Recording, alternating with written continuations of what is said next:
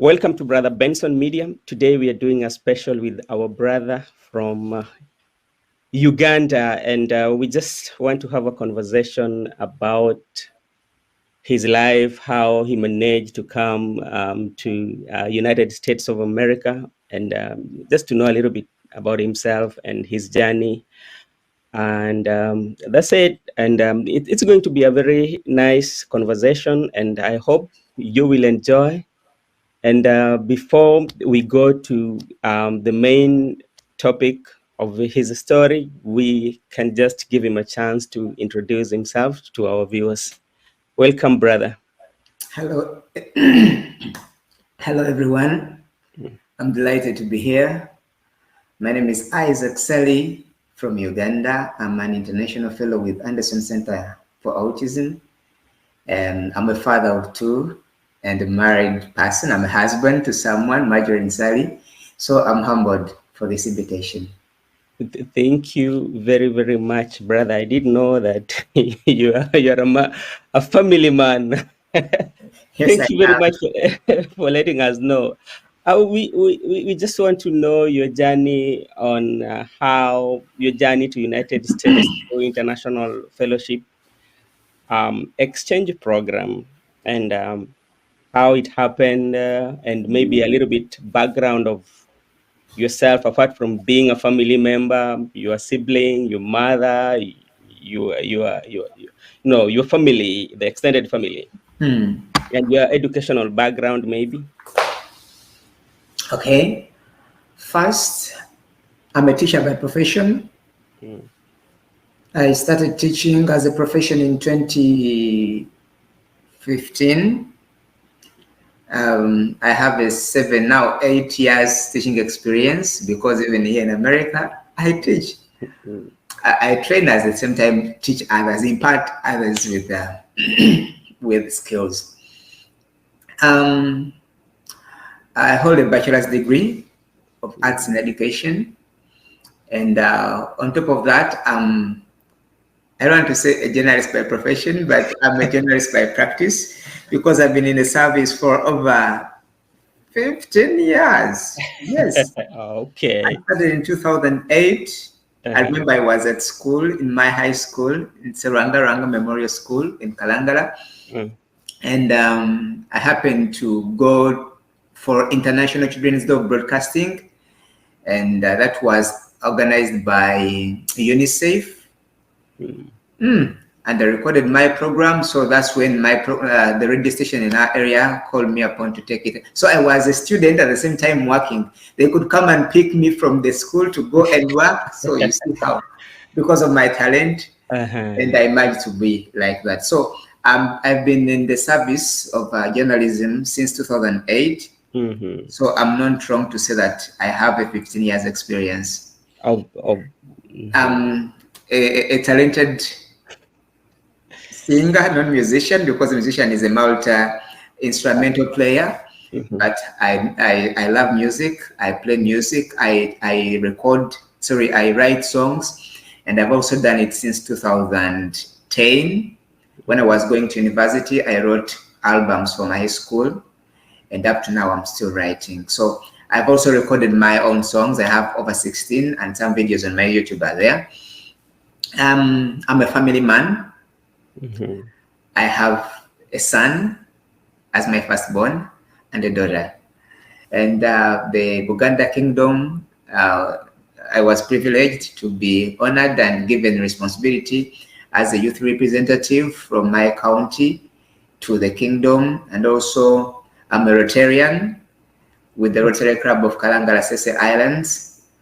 I'm also a social worker with with African Loving Friends for Art, Alpha Talents. It Mm. is I'm the founding chairperson. I started that organization with my friends in 2015 with a theme "Mama Save the Child." Okay, thank you very much. Just about the organization that you formed, that is what it was kind of like giving back to the society. What was the reason behind it that you decided, you and your friends, that we need to form this organization so that we can give back to the society? One, as I said at first, that I'm a musician.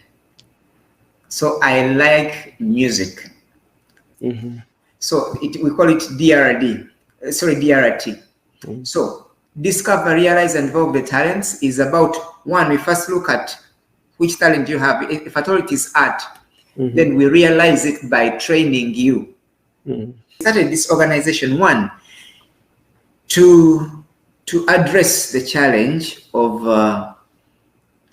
dropouts.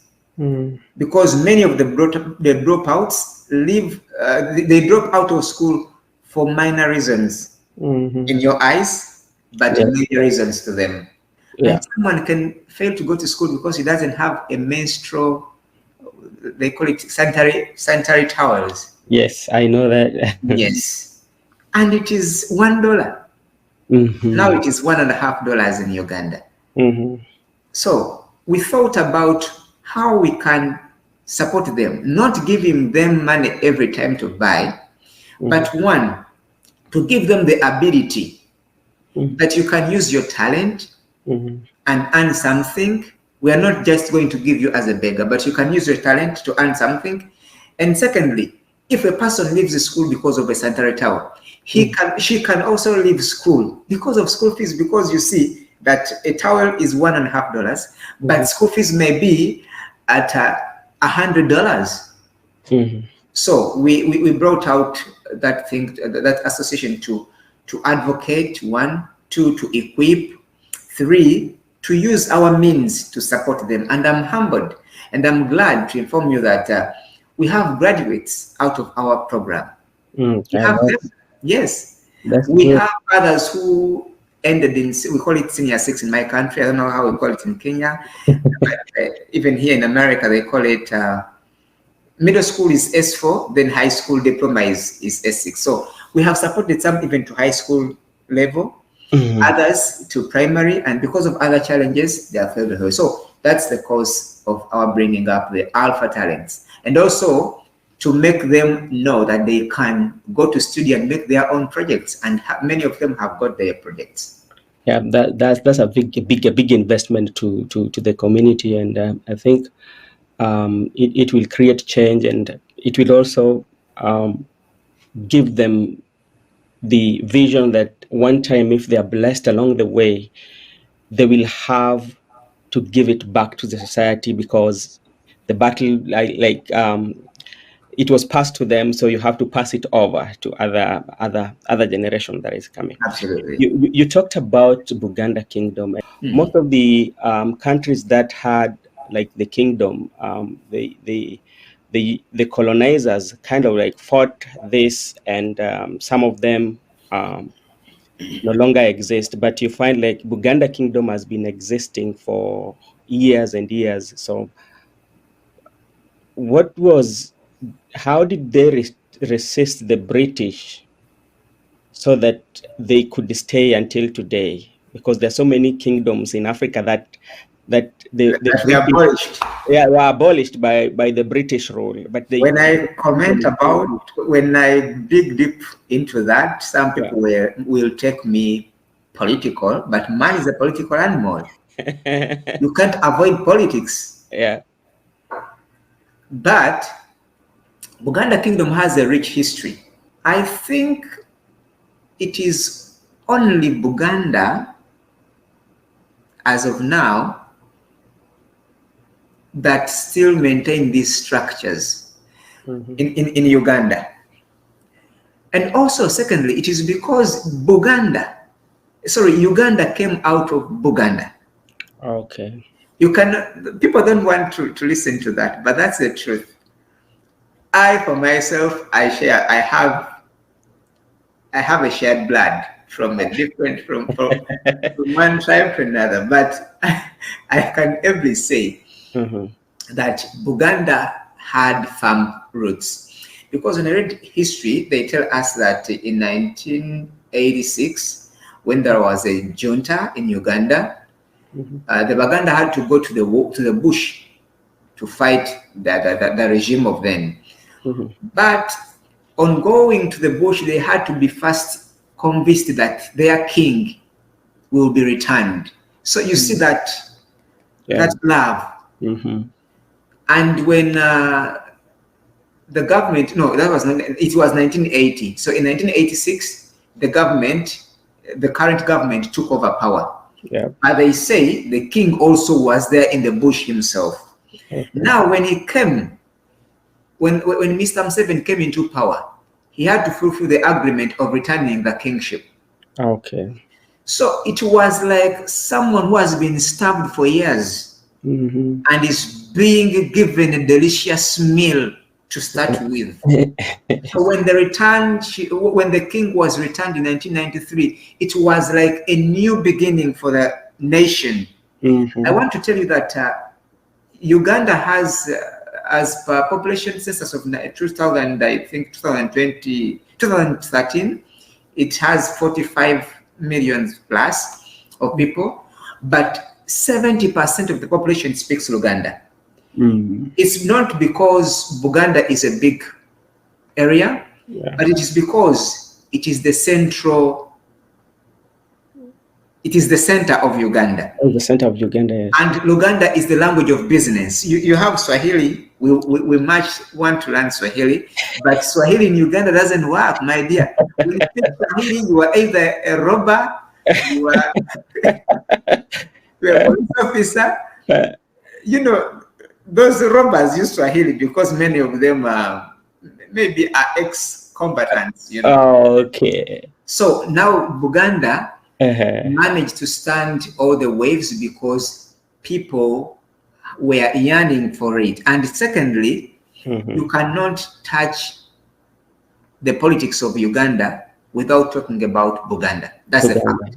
Yes. Okay. So, okay. Thank you very much for that elaboration about it. Now, how did you come to know the International Fellowship Program? It was my friend. You Um, my friend currently, but it was through my sister. okay. My friend, she's my friend here because I finally met her here.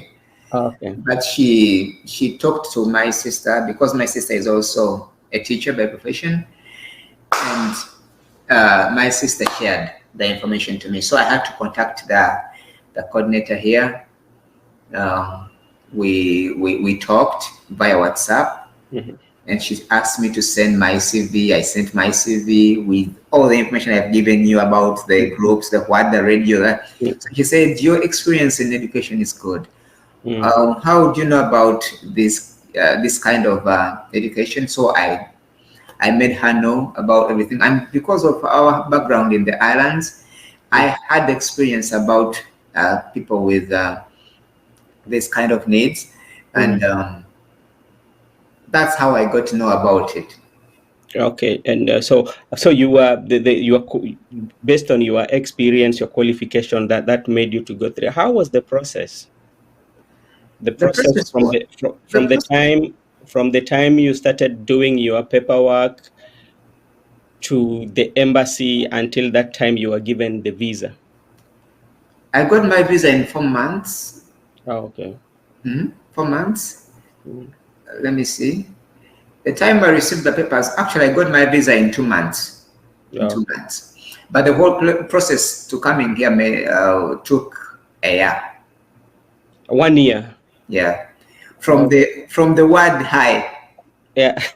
from hi, my From name is Isaac Sally, uh, to the interviews with Anderson, uh, to the interviews with the American Migration Council, to uh, the interviews with the American Embassy, to the buying of the ticket, Forget. flying through Brussels, landing at JFK, and stepping at Duchess Community College. So it was a year. Okay. Let's look at we've known how the process went. It was a year from the time you're the high to the time you landed in here. As you know, this was something that was done through the internet. Were family members very curious of what is happening because like these cases hobs coming through the internet? Were the family so curious about it, or like they were very okay? Everyone's dream is to have a better life. Mm. And I got this call when I was with my mom. We had gone out for an evangelism. I love God and I Thank serve Him. you. So I had gone back to my village to tell my village mates how sweet the name of Jesus is. Yeah. So that's when I received this call. It was a video call, and the people who were there remember when the Mzungu was speaking to me. My fear was like this. So after the interview of about 11 minutes, I remember that lady's ST was very delighted to have me in the program. So I told my mom, this is it. She was like, wow, that's good. We thank God for that. But because the process was just starting, we were not excited. Because we know flying abroad is not an easy process from Africa. And also we have that background of people may say this, people may do this. Oh, so it was still to be kept a secret. So my mom knew about it and my wife, and they gave me a go ahead. It was a green light. And those are the support system that you had. If those support system were giving you that. Yes, was this the first time that you were having long flight or international flight? And how was the experience on the flight? It was the first time. The turbulence and everything. My experience was good. Because I said in Buganda we have a slogan that if you are to eat a frog, eat a fat one. Don't eat a frog. So I knew that when I'm flying, it's a 21 hours journey. So I booked with Brussels. Because I liked Brussels, I liked KLM. I love many. I have Kenya Airways, but Kenya Airways I will use it when I come back. Because I wanted to go through Europe. Now this airline was so nice. The attendants were very, very good and accommodative. So my first time to take off. We have a minister in Uganda who says our economy is so also my experience was and I felt thankful to God. And we had no issues in the night when we are leaving. The issues came in when we are leaving Brussels to JFK. That's when we met the turbulences on the way. Actually, when we are just after England, because I was seeing England, I saw France, I saw, when you're reading here, you see this is France. But when we are entering the ocean, it's the Atlantic Ocean, I think. Atlantic. That's when we met the turbulences. And I was very scary. I saw it doing this. And I felt it, and it was the first time you were having such a long flight. It was my first time. How was the food? The food, most of the food on the plane. People say the food given to them, but I was used to that food back home in Uganda because I'm a people's person. I had many Western friends. So I was used to that food. However, the one I met here in America. That was okay. Now you've flown to all these hours. Now you've landed into American JFK, and now the journey starts to Dutchess Community College, where you are. Before Dutchess, we landed at JFK. Uganda was suffering from Ebola. Oh, those days. Oh, okay. Yes. That's a story I cannot forget. The way you were treated, or the way the reception they gave you? Now, we reached JFK. There were over 500 people in a queue. So it took me like 1 hour. The cabman was waiting for me outside, and I had my small phone. I don't have it here, and with the Ugandan line. At the airport there is Wi-Fi, but when you get out of the terminal, it's off. okay. So when I reached, we were communicating, but my battery was going down. When I reached out now, you are out. You've done all your clearance. Now you are out. Not even if I'm clearing. They asked me, show your passport. It was Uganda. Uganda is on the red, is having a red flag about Ebola. Told me, where are you going? It was here. Okay, it was not in on my lips, but it was. I used to call it Puff Kipsy because it's so not very easy to pronounce. Yeah. When we went in, I thought, because they told me when they take you to it, there is a room they take you. That's when they question you, and if you don't answer well, you are deported back. Deported. Yeah. But I was very, very confident. When I reached there, they asked me, when did you leave Uganda? I said yesterday, because actually I said today because we are still 31st. I left Uganda at 31st. Now, did you hear about Ebola? Yes. I was just very lucky that I came from Kalangala, and we had no cases of Ebola in Kalangala. So I came through Entebbe Airport.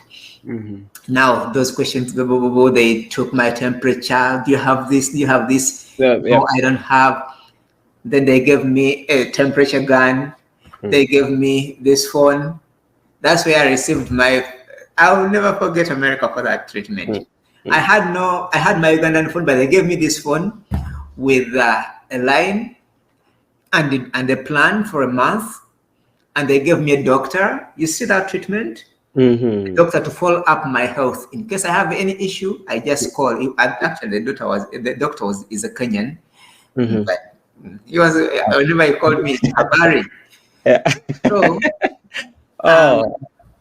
it was a very nice treatment, and I met the cabman out, but it was so tiresome. From JFK to Poughkeepsie. I slept on the way, but I could wake up and see how America is beautiful. I came in fall. The trees were red. Okay, that's very nice. So when you came in, I think you came in fall, so you could see how the leaves are falling. Like the trees do not have leaves, and we have the language, the communication, or how you communicate. The weather was not so bad.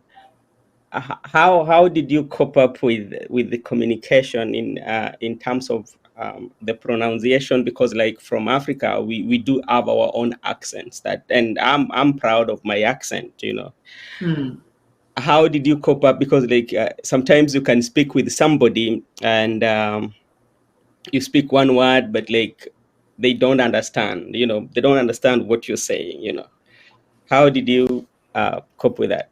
With a accent and communication, whether the food and maybe the accent was only challenging in the orientation. We had one facilitator who had done America has different accents, by the way. Yes, they are. Florida have that accent. Sliding, The New Yorkers are fine, and Californian and others.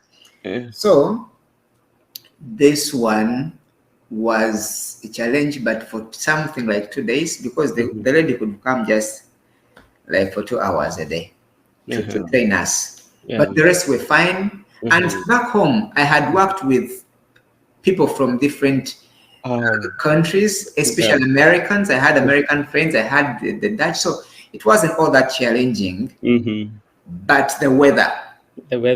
I came in fall. It was 64. It was cold. It was starting to be cold. Then the food. These people, they have their food, and the other African people also have their food. So Americans love cold foods. Milk, cold, ice cream, blah, blah, blah. And me personally, I don't like cold food. So it took me 2 weeks to settle that. I had Ugandan friends I met here. They were Oh. so nice to me. Mhm. They were so nice to me. They gave all that I needed.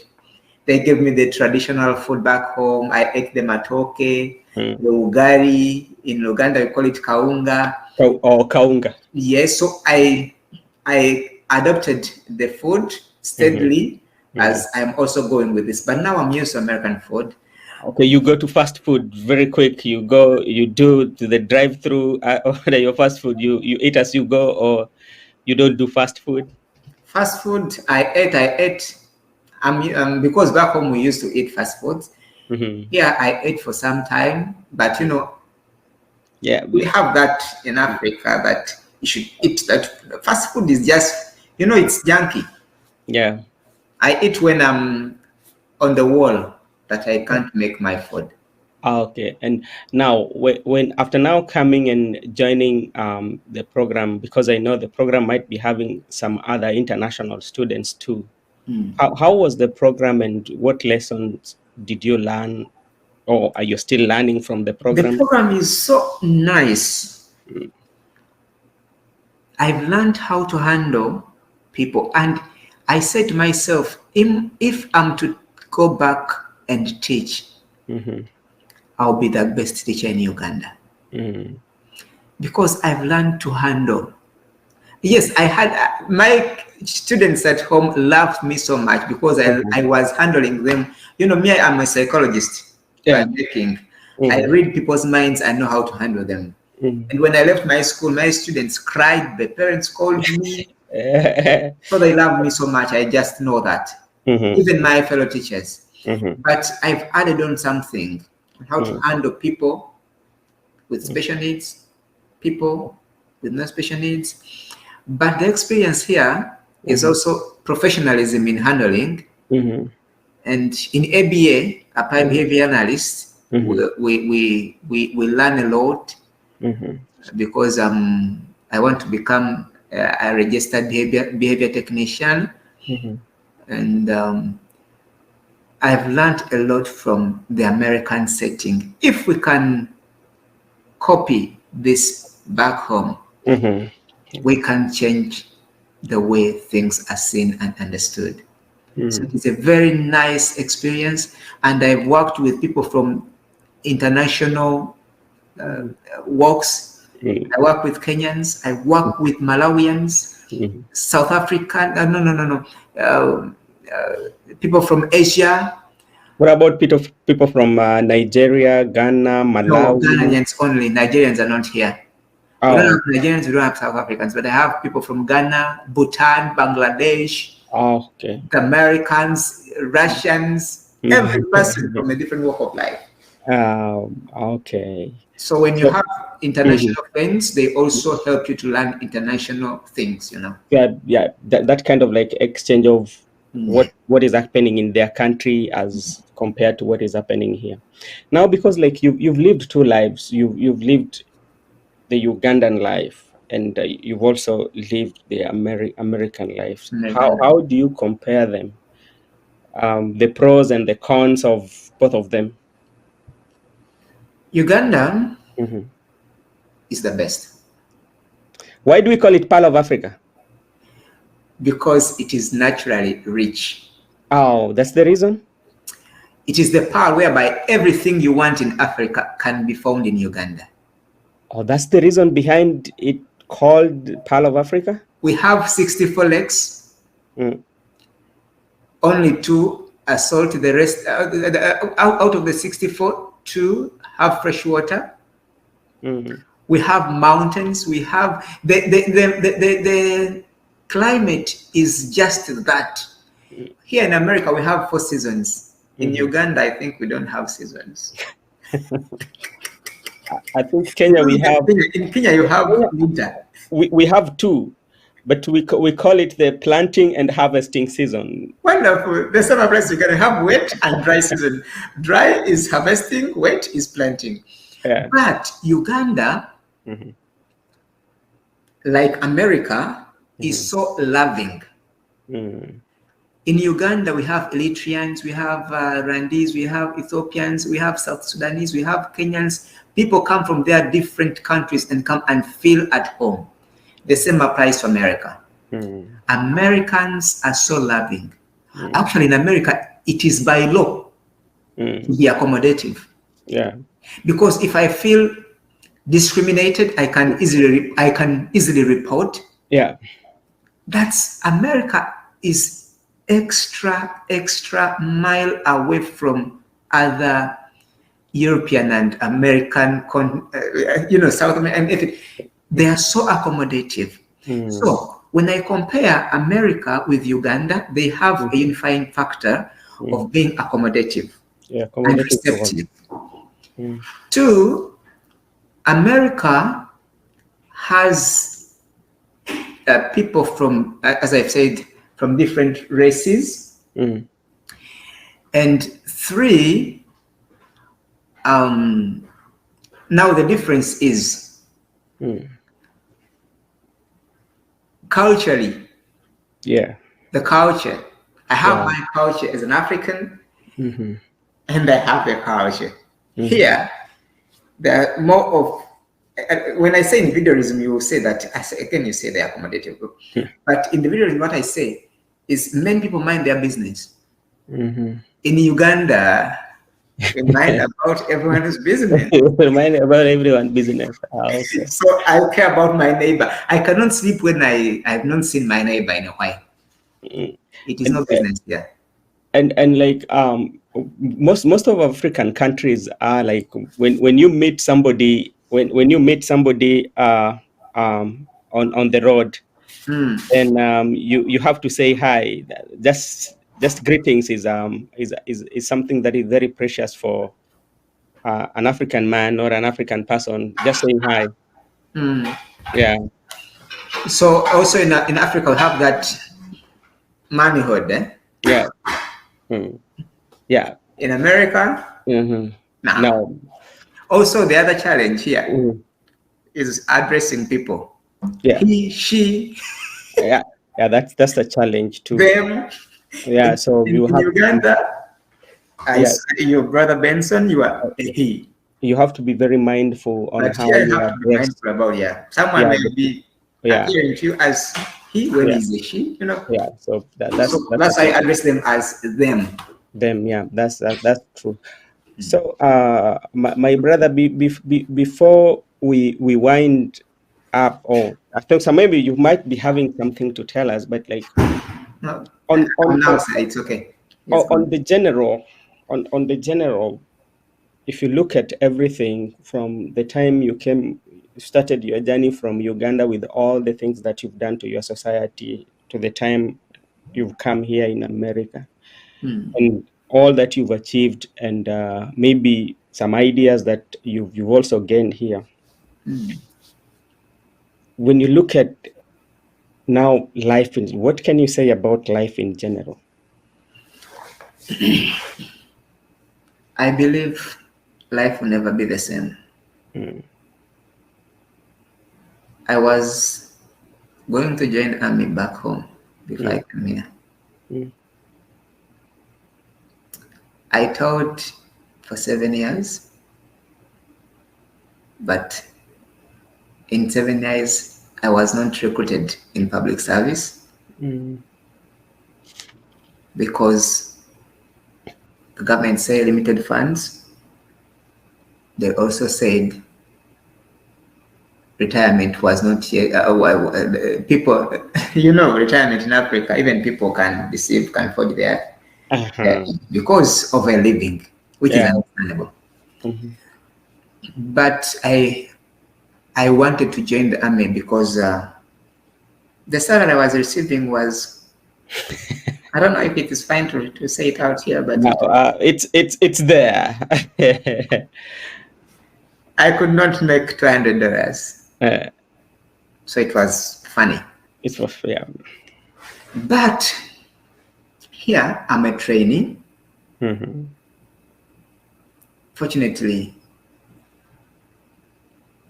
my income as a trainee can is doing wonders back at home. back home. Yeah. Okay. So life will never be the same, because what I've done in 1 year, I couldn't do it back home unless if I had switched from education to other ventures. But in education, we are there to make a difference, because many people are there working in education. They are touching lives, earning a very small penny, but we are committed to serve. So life here is so teaching.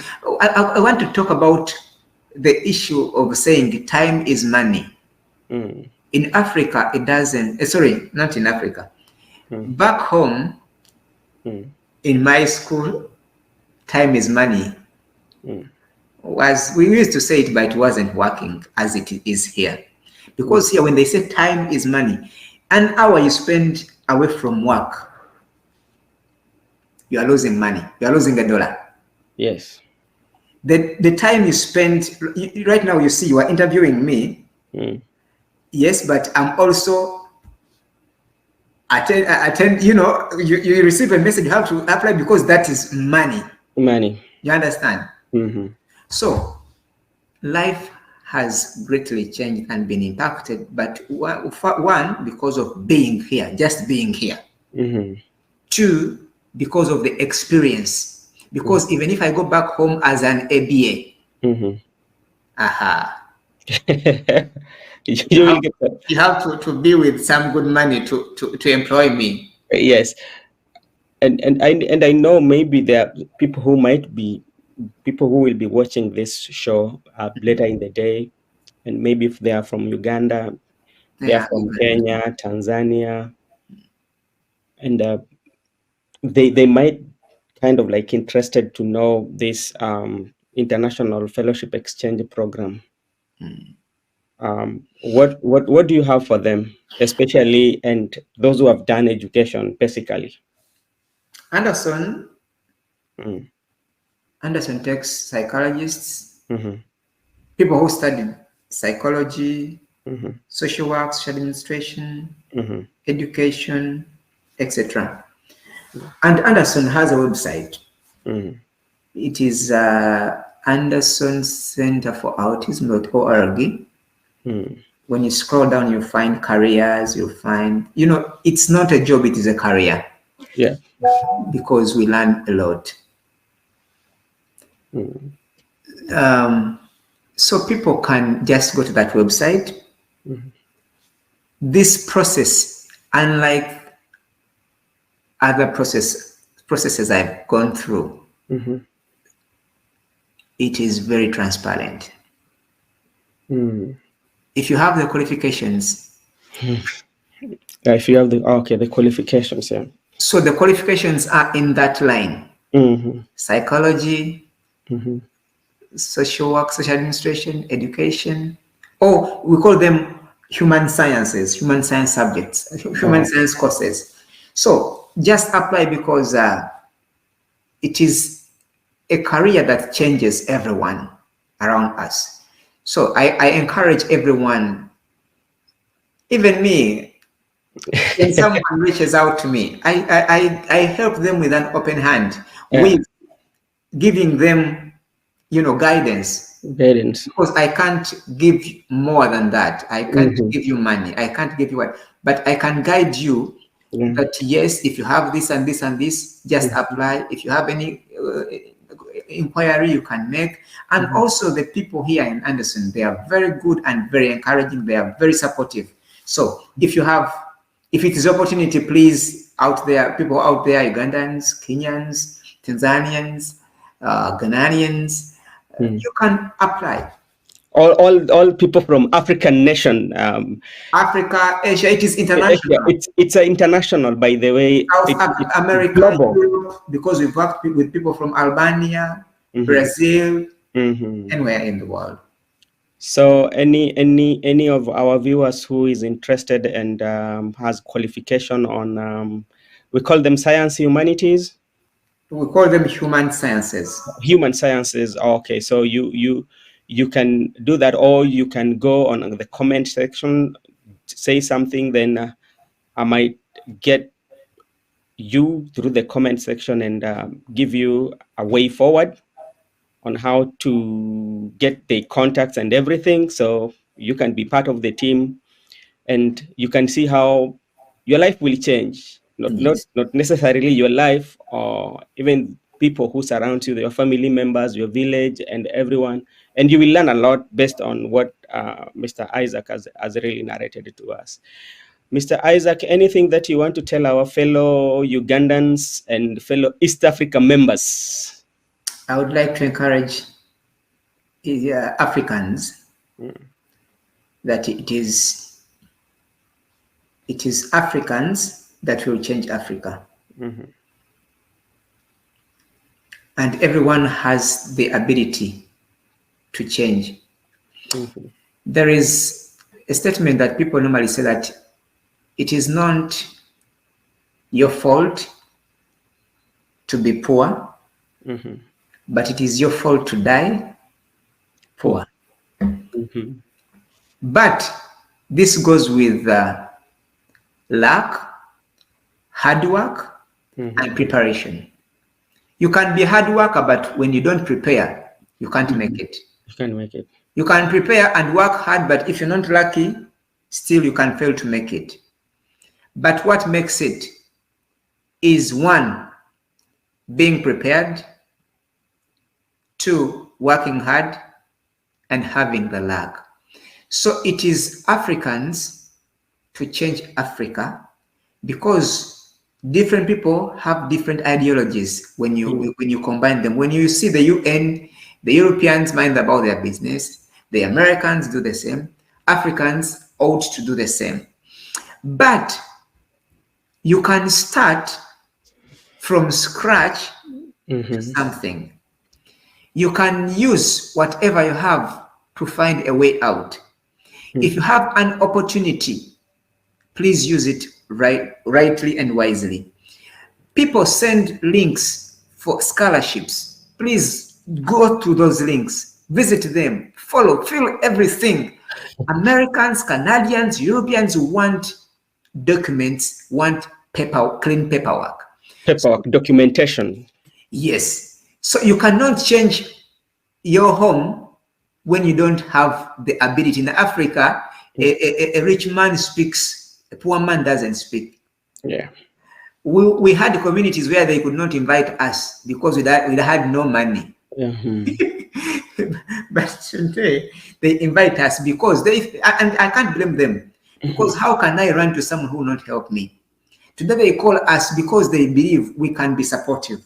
Yeah. So please follow those links that can take you to greener pastures. America is a land of opportunities. Through scholarships, even just stepping here for a week. Brother Benson, I even became jealous about the way these people protect their nature, their environment. You can't cut a tree here. But back home, even when someone has an avocado, he cuts that avocado to make charcoal.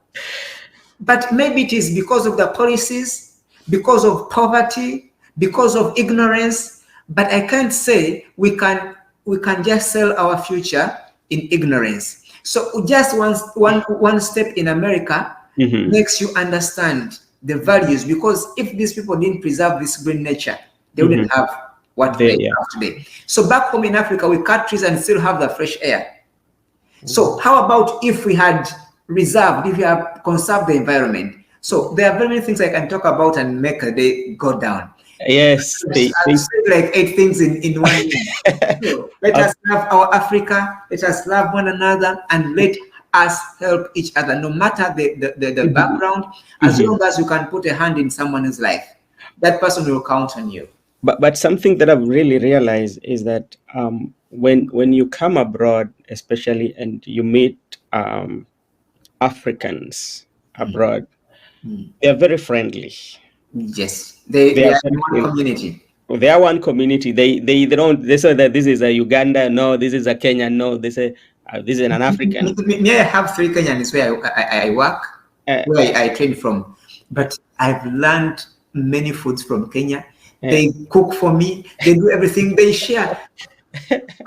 So it's like when you come and from Uganda, Tanzania, you come together, then it becomes a family. It's no longer a country, but it becomes as a continent. So I think people should continue with that, and they should also reflect that one back at home, so that when we go home and I meet when a Ugandan come and find me in Nairobi or Kisumu, I just treat him as a brother. I'm not looking at him as this is a Ugandan or this is a Tanzanian or this is a Malawian, I just treat him as a brother, one brother.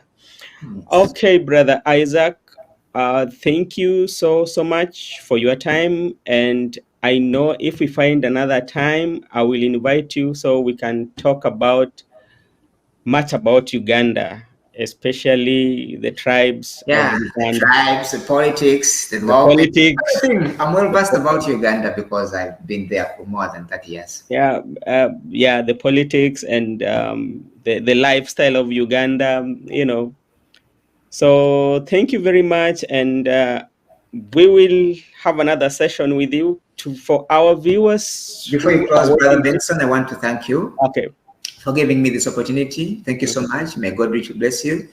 And I thank Grandma.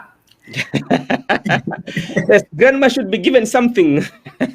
Grandma, she's in Kenya. Yeah. I love her so much. She's good to me. She's good to me. She has helped me so much in learning the dimensions and everything at Anderson.